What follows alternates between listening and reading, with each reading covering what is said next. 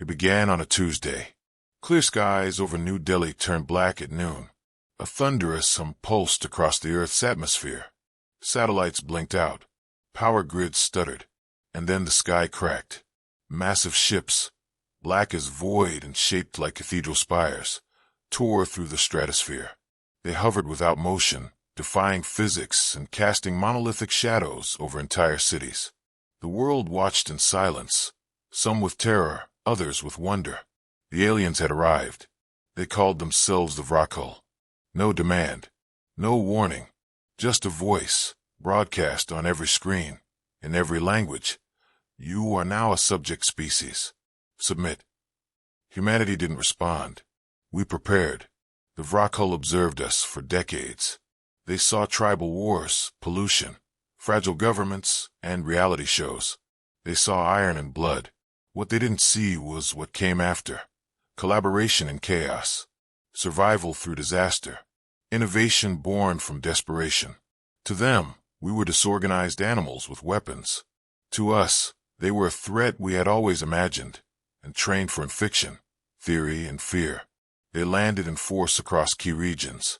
New York, Tokyo, Moscow, Cairo. Their drones swept streets. Their mechs walked over tanks. And for the first 36 hours, they met no resistance. Then someone hit back. In a bombed-out district of Krakow, a 17-year-old hacker named Zofia repurposed an old Wi-Fi drone and hijacked a Vra'kul scout. With a cracked laptop and her father's disassembled microwave, she overloaded the alien's network node. The scout spiraled, crashed, and exposed the first weakness: decentralized command protocols. The footage spread like wildfire. Humanity saw the first blood, and we remembered who we were. Old alliances reawakened. NATO, the African Union, CETO, all buried under bureaucracy. Reactivated underground channels. Civilian resistance formed in basements and behind firewalls. Street gangs became militia. Hackers became generals. We didn't match them in size or firepower, but we had chaos. We had improvisation. We had no central command to disrupt. For the Vra'kul, war had rules. For humans, war was instinct. A task force in the Arctic, codenamed Black Ice, unleashed the first counteroffensive. Using magnetic storms and hacked Vra'kul satellites, they created false terrain data that caused entire alien battalions to fire on their own units. 20,000 Vra'kul soldiers were wiped out by their own orbital strike. We lost only 2. The galaxy noticed. The Vra'kul paused. For 7 days, the skies were quiet. Their ships no longer moved. Their drones fell back. We thought we'd won. Then came the retaliation. In 1 hour, they glassed Lagos, Buenos Aires, and Sydney. Billions dead. Entire histories turned to ash. But with every city lost, a new one rose to resistance. Their fear tactics only fed the fire. Before Lagos fell, its digital archivists launched a citywide memory net, a cloud containing its culture, language, history, and soul. The aliens erased buildings. We uploaded legacy. It became a symbol. They could take Earth, but not erase us. Zofia and her global network spread the memory net protocol. Every town became a transmitter of identity. In deep orbit, a private asteroid mining crew ignored evacuation orders. Instead, they weaponized mining lasers and gravity drills to cut into a dormant Vra'kul harvester. The result, Earth's first space kill. When they returned, Earth gave them a new name: the Void Blades. Their footage became the recruitment video for 1,000 space militias. The Martian research base, thought long abandoned, lit up with a broadcast. It was a group of off-world scientists who had gone dark. They had been watching and building. What they sent Earth was a blueprint, a hybrid EMP virus pulse that could cripple Vra'kul hive minds. Zofia called it the God Knife. The Vra'kul returned to one site with unholy fury: the ruins of Krakow. They wanted Zofia. She wasn't there. She was on a Vra'kul dreadnought, disguised, with the God Knife. She activated it inside their network core. The dreadnought collapsed into its own firewalls, and the war turned. Across their empire, the God Knife signal caused a cascade failure. Entire battlecruisers froze. Tactical commands stalled. Vra'kul command centers blinked out like dying stars. The resistance struck hard. In 12 hours, Earth liberated 10 cities. Zofia became the myth, the hacker girl who cut gods. Vra'kul's forward base on the moon, Terrace Prime, was stormed by human commandos in vacuum suits with magnetic rifles. They planted the Earth flag in alien soil and live-streamed the anthem. The universe watched in disbelief. Alien prison ships malfunctioned. Thousands of abductees, humans and other species, were freed. Among them was Rael, a tactician from the Otran species. He pledged allegiance to Earth and brought with him the Vra'kul's darkest secret. Rael revealed, the Vra'kul didn't rule, they enslaved. Entire planets had been harvested for labor. Earth broadcast this truth across the stars. A dozen worlds rose up, and the Vra'kul began to crack from within. Zofia led the first interspecies summit from an Antarctic bunker.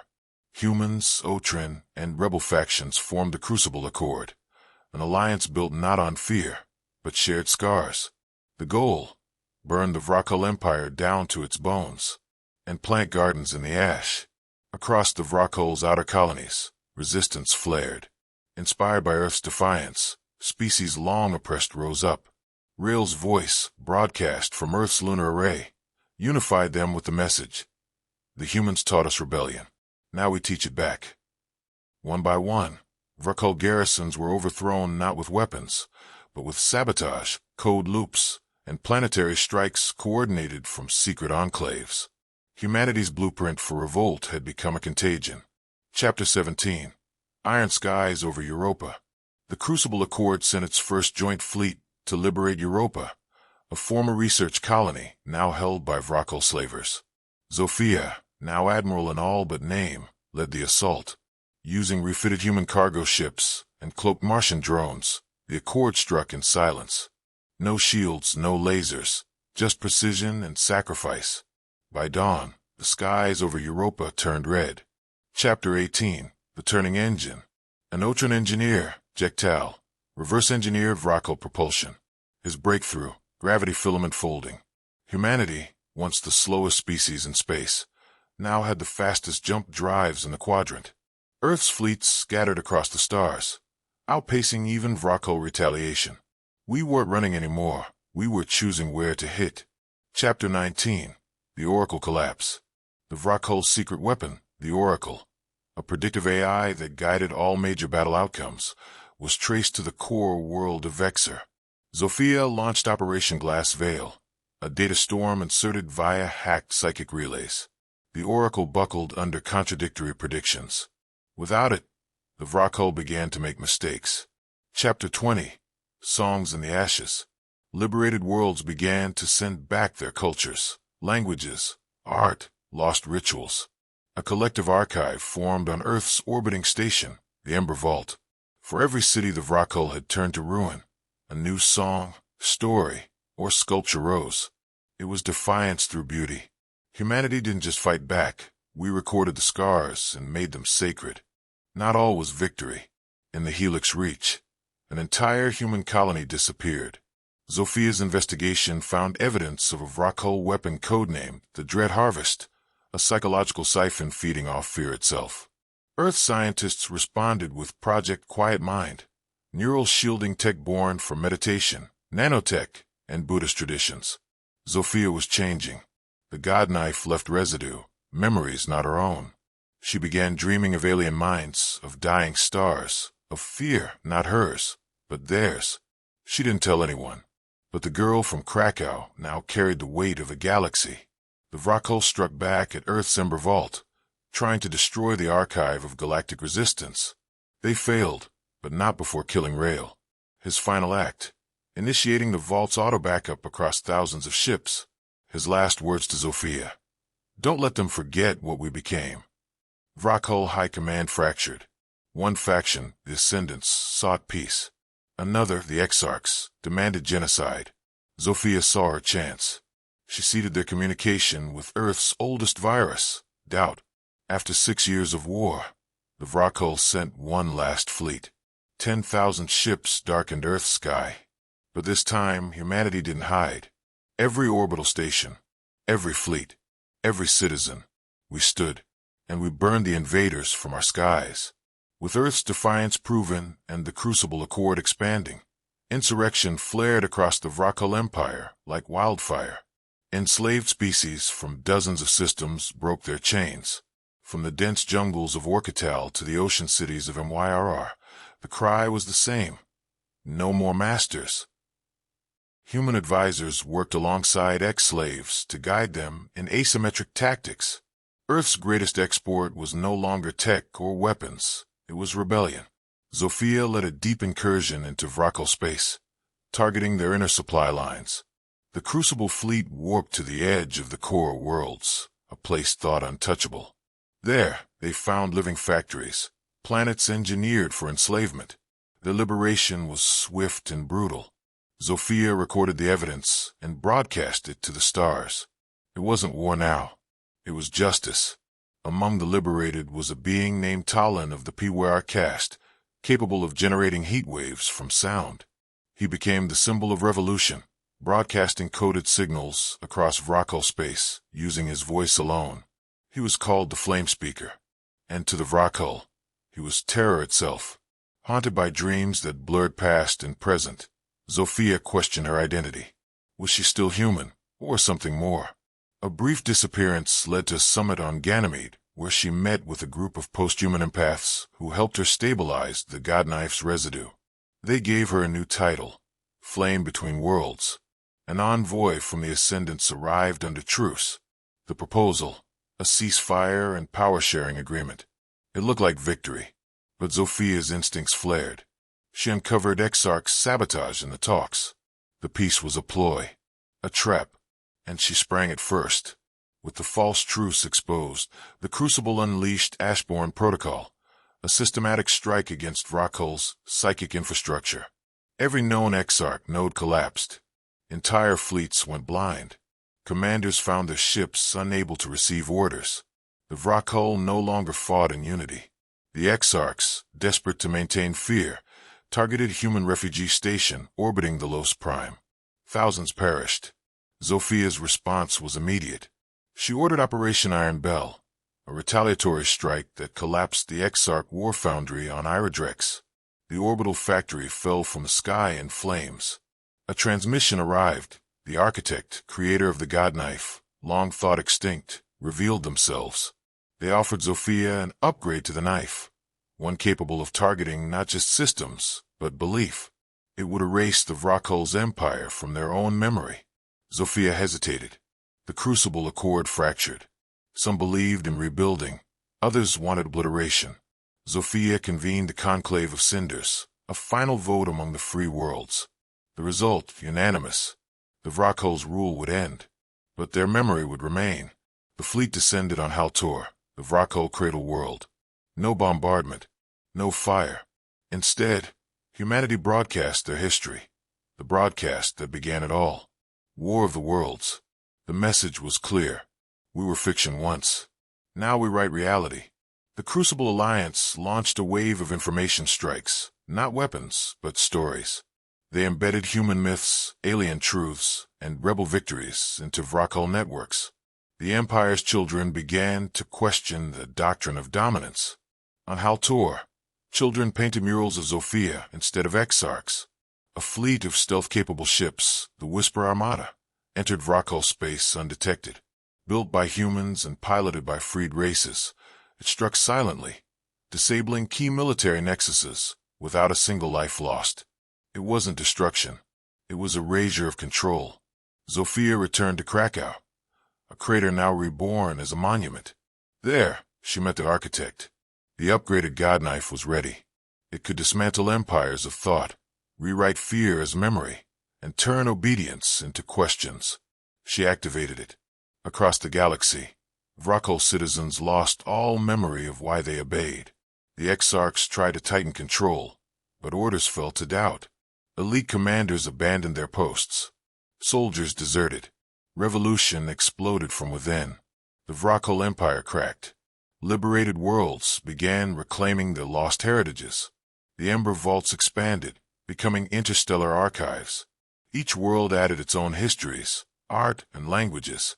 Culture became resistance. Memory became a weapon. Zofia personally led the raid on the final Exarch bastion. When she found the last Exarch, a being older than any star map, it did not beg. It simply asked, "How did we not see what you were?" Zofia replied, "You look for power. We built meaning." She ended it. With no leadership and no belief to bind it, the Vra'kul Empire fractured into city-states. Some sought peace. Others isolated. But none forgot to fall. The Crucible Accord transitioned into the Ember Federation, a coalition of once subjugated worlds. Earth was its heart, once the center of cruelty. Haltor was transformed into a galactic garden. Terraformers from Earth and MYR turned scorched soil into green life. Former enemies worked side by side planting trees where execution chambers once stood. With peace rising, Zofia stepped down. She refused titles, thrones, or medals. She vanished into deep space aboard a small vessel. Legends say she roams forgotten systems, leaving behind stories for those still in chains. A final transmission was added to the Ember Vault, a human child's voice reading the first lines of War of the Worlds. A reminder that fiction once changed reality, and that imagination, not fire, had been Earth's greatest weapon. After the fall of the Vra'kul, silence blanketed the stars. No more invasions, no more broadcasts of dominance, just quiet rebuilding. The Crucible Accord monitored the fringe, but no new threats arose. For the first time in centuries, peace wasn't just a hope, it was reality. In this stillness, some feared stagnation. Others embraced the breath between storms. On the ruined moons of Valari, an ancient Vra'kul AI reactivated. It began replaying old invasion simulations, training ghosts. The Crucible sent a scout team, led by Talon the Flame Speaker. Instead of destroying it, they taught it. The AI became the first Vra'kul construct to request citizenship in the Ember Federation. Earth launched the Genesis Array, a chain of ships sent to distant galaxies, with libraries of knowledge, culture, and warnings. Not conquest, not colonization, just the truth of what once happened when arrogance met imagination. Zofia's stories were etched on every hull. A new generation rose, born after the war. They didn't remember the invasions, but they were raised by those who did. They asked questions, studied myths, turned memory into music, art, science. A child on Haltor built a sculpture of the God Knife, made entirely from peace lilies. A lone signal pulses from a forgotten system. It carries no encryption, no coordinates, just a story. Zofia's voice. She speaks of stars not yet mapped, of people not yet born, and of the one eternal truth. You cannot enslave a story, not one that's been told, shared, believed.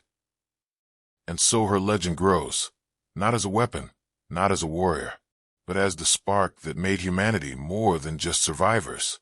We became the fire that lit the galaxy. If this story burned into your mind and lit your imagination on fire, make sure to like, comment, and subscribe for more galaxy-shaking HFY epics. Share this with a friend who still believes humanity's greatest weapon is our will to rise. Leave your thoughts below.